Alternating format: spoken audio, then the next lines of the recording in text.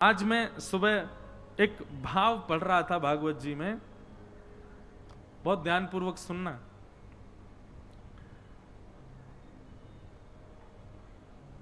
श्रीमद् भागवत में प्रथु चरित्र आता है, तो प्रथु चरित्र वैसे कथा क्रम रहेगा ना, तो उसमें प्रथु चरित्र इतना विस्तार से कह नहीं पाऊंगा मैं, मुझे पता है, क्योंकि बहुत जल्दी जल्दी हमको आगे बढ़ाने पड़ेंगे प्रसंग।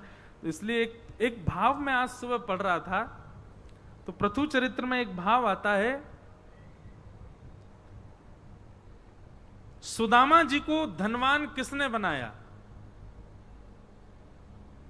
सुदामा जी पहले तो निर्धन थे, लेकिन बाद में उनको धनवान किसने किया? भगवान ने किया, द्वारिकाधीश ने किया। पांडवों को उनके हस्तिनापुर से दूर भगा दिया गया था, युद्ध करवा करके पुनः हस्तिनापुर किसने दिलवाया? इंद्रप्रस्थ किसने दिलवाया? ठाकुर जी ने दिलवाया। विभीषण को लात मार के भगा दिया था रावण ने, पर विभीषण को पुनः लंका का राजा किसने बनाया? ठाकुर जी ने बनाया। सब लोगों का एक ही उत्तर है ना, और यही उत्तर गलत है, यही उत्तर गलत है। आज बहुत सुंदर एक भाव प्रथु चरित्र में श्री प्रथु महाराज कहते हैं कि कोई भी व्यक्ति अपने जीवन में योग्यता प्राप्त कर रहा है तो उसके पीछे जो कारण होते हैं, और योग्यता में यहां पर संपत्ति को लिया गया।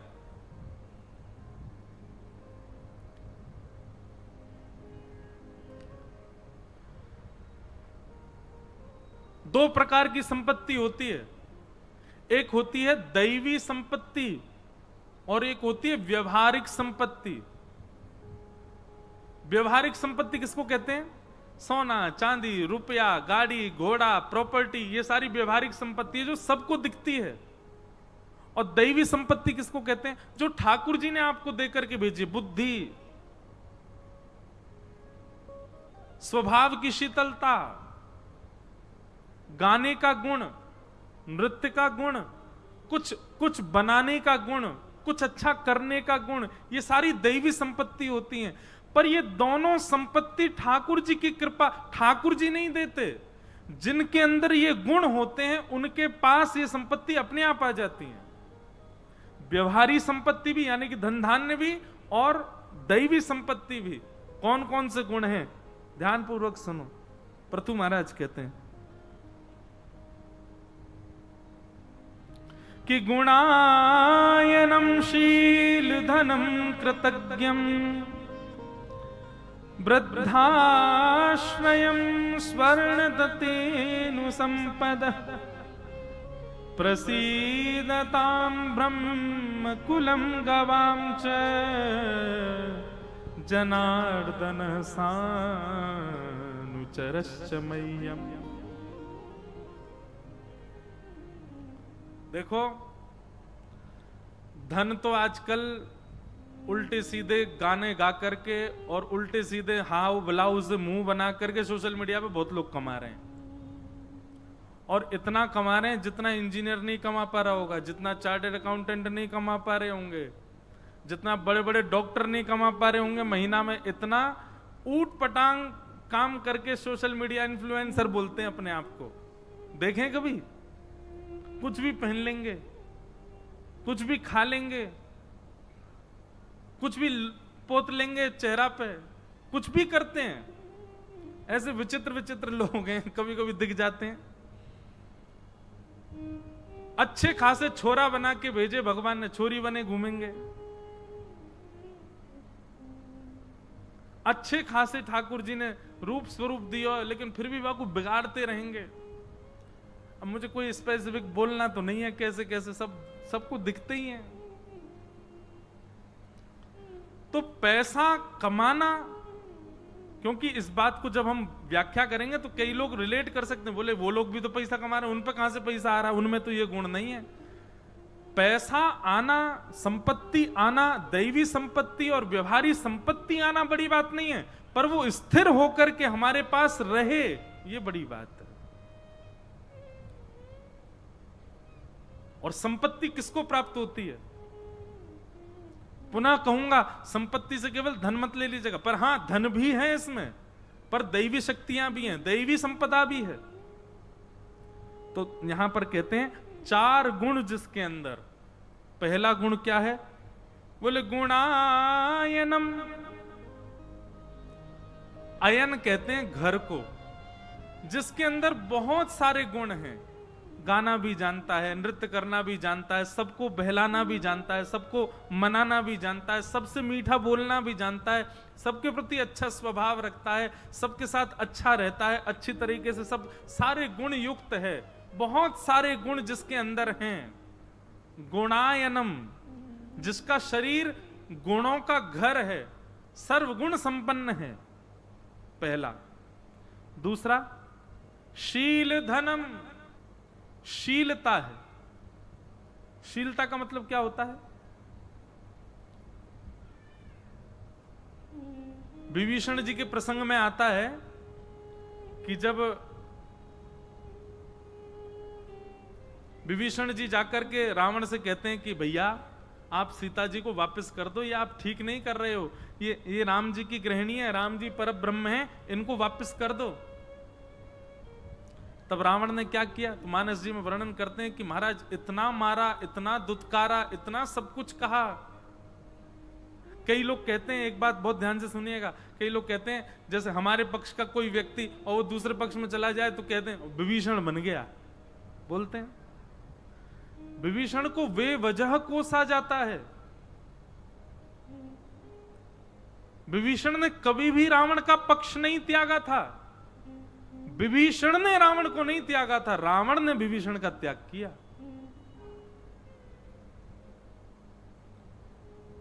रावण, कभी मानस जी की सुंदरकांड का पाठ कीजिएगा, वहां वर्णन आता है रावण ने इतना मारा, इतना दुत्कारा, इतनी गालियां दी। वहां तो कहते हैं कि बार बार अपने पैरों से लात मार रहा है, और जितनी बार रावण लात मारता उतनी बार विभीषण जी प्रणाम करते। भैया ऐसा मत करो, आप मुझे कितना भी मार लो, फिर भी मैं आपके चरणों में प्रणाम करते हुए कहूंगा कि आप ऐसा मत करो। प्रसंग आता है मानस जी में कि जब बार बार विभीषण चरण पकड़ रहा था तो महादेव कथा सुना रहे हैं, पार्वती जी कहती हैं ये विभीषण बार बार चरण क्यों पकड़ रहा है, उल्टा प्रहार क्यों नहीं करता है?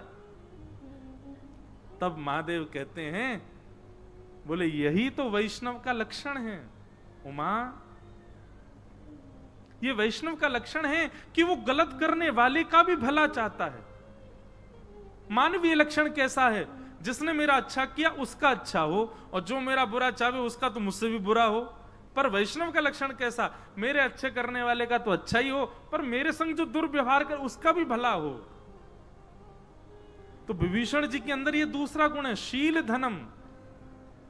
तो संपत्ति किसके पास आती है, किसके पास टिकती है? सबसे पहला गुणायनम, दूसरा शील धनम, और तीसरा बताया कृतज्ञम। कृतज्ञम, किसी के अच्छे कृत्य की तुरंत प्रशंसा करता हो, किसी के अच्छे कृत्य की सराहना करता हो, किसी के कृत्य की समाज में जाकर के कोई उस पर लाग लपेट नहीं, बिल्कुल स्वच्छंद भाव से उसको कृतज्ञता ज्ञापन करता हो। तीसरा गुण। और चौथा गुण क्या बताया? बोले वृद्धाश्रयम। अब वृद्धाश्रयम से आप लोग अर्थ लगा लोगे कि वृद्धों के आश्रय में जो रहता है, पर वृद्ध का मतलब बूढ़े नहीं होता। वृद्ध का मतलब क्या होता है? कोई बहुत ज्यादा धनवान है तो उसको कहेंगे धन में वृद्ध है, कोई बहुत ज्ञानवान है तो कहेंगे ज्ञान में वृद्ध है, कोई बल में तेज है तो कहेंगे बल में वृद्ध है। किसी भी वस्तु की अधिक मात्रा जिसके पास उसको वृद्ध कहते हैं, उस वस्तु में वृद्ध। कोई आयु में वृद्ध है। तो वृद्धाश्रयम का मतलब क्या बताया? बोले ज्ञानियों का, गुणी जनों का, वृद्धों का, इन सबके आश्रय में जो रहता है, जहां से भी मिले वहां से ज्ञान लेने के लिए तैयार रहता हो। तो पहला गुण का आलय हो, शीलवान हो, कृतज्ञता ज्ञापन करने वाला हो, और वृद्धाश्रयी हो, श्रेष्ठ जनों के आश्रय में रहता हो। ऐसे 4 गुण जिसके पास होते हैं तो कहते हैं संवृणतेनु संपदः। लक्ष्मी ऐसे व्यक्ति का वर्ण करती है, लक्ष्मी स्वयं आती है उसके पास में। और फिर इसके बाद में 4 चीजें और बताई। ये 4 गुण तो उसके अंदर हों और 4 लोगों की उस पर दया दृष्टि हो। कौन कौन से 4 लोग? तब कहते हैं कि प्रसीदताम ब्रह्मकुलम गवाम च जनार्दन सानुचरश्च मह्यम। 4 गुण उसके पास हों और 4 लोग उस पर प्रसन्न हों। कौन कौन? बोले ब्रह्म कुलम, सबसे पहला ब्राह्मण। अगर विप्र समाज किसी से प्रसन्न है, किसी के रूप से, किसी के स्वभाव से, किसी के गुण से, सारे ब्राह्मण प्रसन्न रहते हैं, निश्चित है कि उसके पास आई हुई जो संपत्ति है वो टिकेगी, रुकेगी। दूसरी बात, गवाम च, श्रेष्ठ जन यदि उससे प्रसन्न हैं तो निश्चित है कि ठाकुर जी की उसके पास जो संपत्ति आई है वो निश्चित टिकेगी। और तीसरा बताया, बोले जनार्दन, जनार्दन मतलब भगवान, भगवान उससे प्रसन्न है, नित्य ठाकुर जी को प्रसन्न करने के लिए कुछ ना कुछ योजना बनाता रहता है। और फिर चौथे कौन बताए? बोले सा अनुचर, भगवान की सेवा करने वाले जो अनुचर हैं यह भी यदि प्रसन्न हैं। ये 4 लोग प्रसन्न हैं और 4 गुणों से जो युक्त है, संवृणतेनु संपदः, ऐसे व्यक्ति का लक्ष्मी स्वयं वर्ण करती है और कभी उसको छोड़ करके नहीं जाती, सदा उसके पास रहती।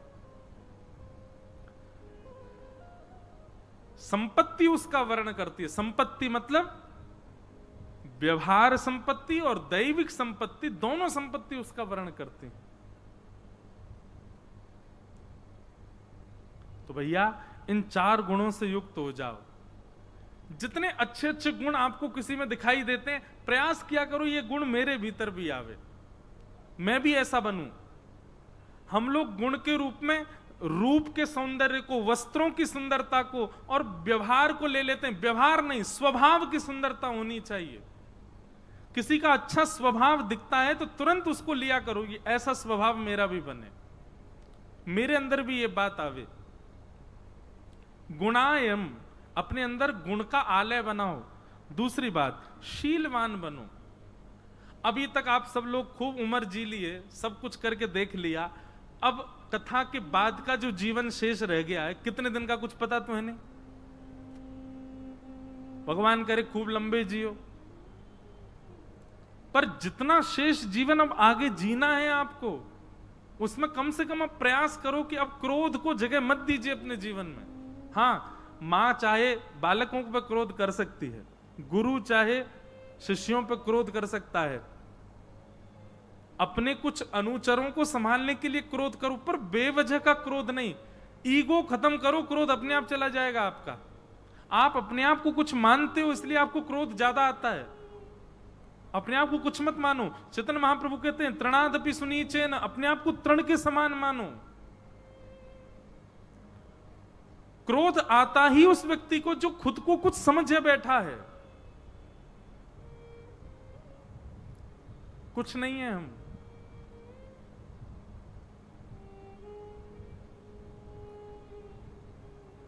इसलिए शीलवान बन जाओ, गुणों को भीतर लाना प्रारंभ करो, शीलता को जीवन में ले आओ। चाहे कोई कितना भी बड़ा दुष्कृत्य आपके सामने कर दे, प्रयास करो, पहला प्रयास करो कि आप शीलवान ही रहो, क्रोध ना करो। और तीसरी बात, कृतज्ञता ज्ञापन करना सीखो। यदि कोई अच्छा करता है, कोई भला करता है, कोई अच्छा कृत्य कर, भले ही आपके साथ नहीं, समाज के लिए कर रहा है, किसी और के लिए करता है, उसकी कृतज्ञता ज्ञापन करो, उसको और प्रेज करो, उसको और बढ़ावा दो। अभी आपको व्हाट्सएप पे कोई लिंक भेज दे कथा की, फॉरवर्ड नहीं होती, और वही भेज दे मथुरा में ऐसे ऐसे कांड हो गया, सिलेक्ट 30 ग्रुप, भेजो सबको। आजकल भक्ति और स्वभाव का प्रचार भी हम व्हाट्सएप से करते हैं। फेसबुक से करते, इंस्टाग्राम से करते हैं? नहीं। कृतज्ञता ज्ञापन करो। कोई अच्छा करे तो उसको प्रेज करो। और वृद्धाश्रयम, यदि आपसे ज्यादा कोई योग्य व्यक्ति है तो उसका आश्रय ग्रहण करो। ये नहीं इससे भी अच्छा मैं बन के दिखाऊंगा, इसको पीछे छोड़ के दिखाऊंगा, ये नहीं। उसका आश्रय ग्रहण करो, उसके आश्रय में रहना प्रारंभ करो, उससे सीखना प्रारंभ करो। यदि ये 4 गुण आ गए तो लक्ष्मी आपके पास आएगी। और अगर ये 4 गुण आ गए तो ये चारों आपसे प्रसन्न हो जाएंगे। कौन? ब्राह्मण, गवामच, भगवान और भगवान के अनुचर, ये सब प्रसन्न हो जाएंगे। और जब ये प्रसन्न हो गए तो निश्चित है कि आपके पास दैवी संपत्ति और व्यवहारिक संपत्ति जो भी आई है वो स्थिर होकर के रहेगी, कहीं नहीं जाएगी। संपत्ति कमाना बड़ी बात नहीं है, संपत्ति को स्थिर रखना बड़ी बात है, अपने पास बनाए रखना बड़ी बात है। और वो इन्हीं से ही संभव हो सकती है। तो ये बात आज सुबह अध्ययन के समय में समझ में आई, तो मैंने टिक लगाया, मैंने कहा आज कहूंगा कथा में, क्योंकि यहाँ कई लक्ष्मीवान लोग भी बैठे हैं, खूब धन है, लेकिन वो स्थिर कैसे हो? ऐसे गुण लेकर के आओ। नहीं तो लक्ष्मी तो महाराज रावण के पास भी थी, खूब धन था उसके पास, लेकिन धन को, लक्ष्मी को यदि बिना इन गुणों के आप स्वीकार करना चाहोगे, बिना हरि प्रसन्नता, बिना ब्राह्मणों की प्रसन्नता के अगर स्वीकार करना चाहोगे, तो लक्ष्मी बहुत चिरकाल तक आपके पास में रुक नहीं पाएगी। लक्ष्मी से मेरा अभिप्राय धन का है, पर संपत्ति से मेरा अभिप्राय दैवी संपत्तियों का है। सूत जी महाराज कहते हैं, सवै पुंसाम परो धर्मो यतो भक्तिर अदुक्षजे अहैतुक्य प्रतिहतायात्मा संप्रसीदति। 3 प्रकार की भक्ति हैं, जल धारावत, तैल धारावत और मधु धारावत। पर श्रेष्ठ कौन सी है? बोले मधु धारावत। अब ये मधु धारावत भक्ति होना, ये भी एक दैवी संपत्ति है, ये भी ठाकुर जी की कृपा से मिलती है। इसलिए गुण लाओ ताकि ये भक्ति की संपत्ति भी हमारे पास स्थिर होकर के रह सके। अगले श्लोक में श्री सूत जी महाराज कहते हैं कि धर्म स्वनिष्ठितः पुंसाम विश्वक्सेन कथासूय नोत्पादये दधिरतिम श्रम एव हि केवलम। बहुत अच्छी बात और बड़ी ऊंची बात है। क्या?